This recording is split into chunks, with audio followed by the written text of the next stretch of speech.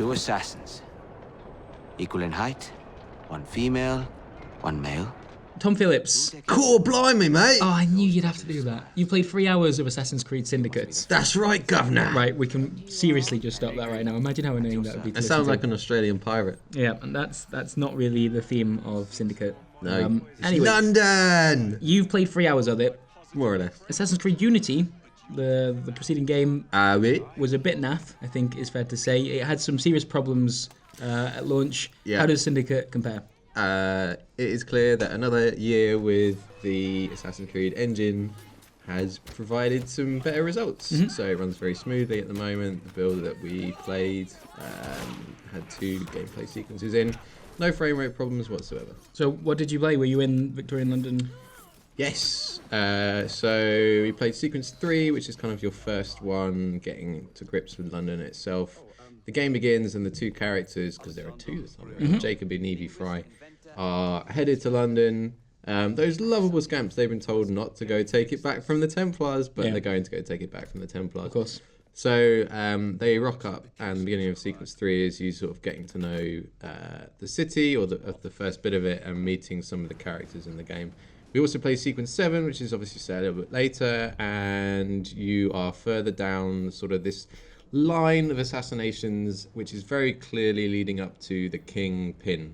So it's quite a straightforward story, and I like that actually. It's very Assassin's Creed 2, where you have your main target at the top, and you're just working your way there, but also getting to know your environment, your city, improving your abilities, and getting to know some cool characters at the same time. Why did they show you those 2 bits in particular, do you think? So obviously sequence 3 sounds like that is a good introduction, because you've just started in London. In sequence 7, do you have more stuff, like as your assassin progressed at all, or what was the kind of purpose? Yeah, at the end of sequence 3, you obtain the rope launcher, which is one of the main new additions to the game, and it allows you to zip up buildings, zip between buildings. Get a little bit Batman.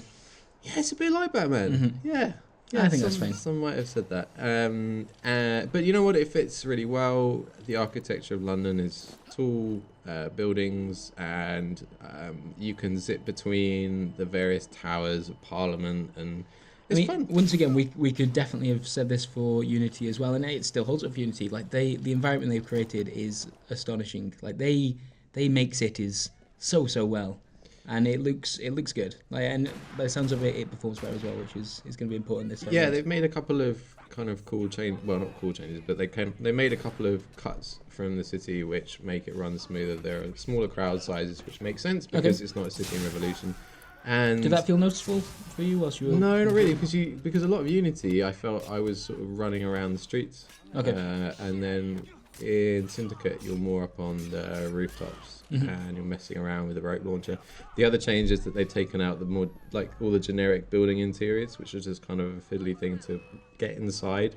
And then when you were inside, they were kind of cramped, so it didn't really feel that great anyway. Okay. So, yeah, I would say it's worthy sacrifices. Worthy sacrifices. Cool. In terms of the gameplay itself, you said that did you control both assassins? Did you get to... So changing them in the open world is as easy as bringing up the menu and pressing a button. Okay. And it just loads up the other character. How does it transition between them? Does it do anything like GTA styled, where it like zooms out and then finds them and they're doing something else? Because I mean, they're in a bar drinking. You're playing a simulation, right? Okay. So right. Yes. Outside the simulation, they don't really exist. Oh wow. Okay. Yeah. Right. So it's just a clean switch, and you're right there. And Jacob is more sort of geared towards face-to-face confrontations, strength, he's the power. the hardy one, the one that gets into scraps. Yeah, he's a doesn't always follow the rules. Evie is more stealthy. Smarter. She can go invisible. Yeah, she's a bit smarter. And if you are more sort of favouring the stealth approach, she is probably going to be more tailored to your style of gameplay. Good fight, my lord. Ladies and gentlemen, we have a new champion. Okay, cool. Just in terms of getting around the city as well, you mentioned that you spent more time up on the buildings, messing around, being Batman, etc. But there is some stuff going on the streets, like the horse and carriages and and that kind of stuff. Like, That's a very good point, Chris Bratt. Yes, so you can get inside carriages, you can steal them. okay, I need to point out that you told me to ask you about this, which is why you've just said that in such a way. Continue. Well, that is very true, Chris Bratt. So you can get inside carriages and drive them around, and you can sort of hold them up. They're basically the horse and carriage is the car from GTA. They drive like All the horse and carriage from Red Dead. Yeah. I Yeah, guess. could you drive a carriage in Red Yeah, Dead? yeah, they were quite hard to find, but Oh, they were, good, and they were yeah. really annoying to control. Okay, well, these are just like cars. Right. And you can do a bit of damage to them, and you have Templar people in carriages chasing you, and you can kind of like barge them off the road. It's fun. And the other mode of transport in the game as well is you can now, like, there are ships sort of going up and down the Thames. You can even cross from one side of the Thames to the other just by hopping across on boats. That sounds And amusing. And Chris Bratt, your new assassin hideout is a train. Oh, what? Yeah, That sounds excellent. I know. It just chuffs around, so you just sit on it and hang out with your mates. That's really cool. I know. I don't know how much that costs for like a return ticket. but- Yeah, it's fine. If it looks cool, it makes for a good assassin hangout place. Yeah, it's cool. Excellent. And yeah, is there anything else you want to kind of mention about the demo you played? So it's only about 3 hours, so it's still initial impressions. Anything Yeah. going on? General tone of the story? Anything like that? It's a lot more light-hearted, which is good. Unity was a bit po-faced. The two characters have a bit of banter, you know, they're brother and sister, they get along pretty well, but they also bicker, they have differences of opinion, but I think them and the other supporting characters in the story are much stronger than anything in the past few. So hopefully this one is going to see a real sort of return for the franchise, because It feels like it needs it right now. It feels like it needs it. Syndicate to be good. yeah, so fingers crossed that will come through in the final game. All right, cool. Thanks, Tom. Goodbye, Governor.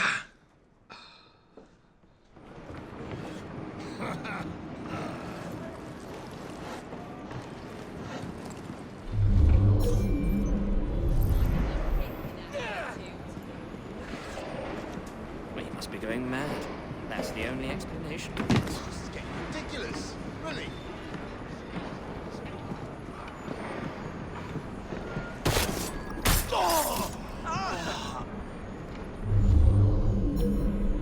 Less chitter-chatter and more work! Next one to utter a word spent the night chained to the fence!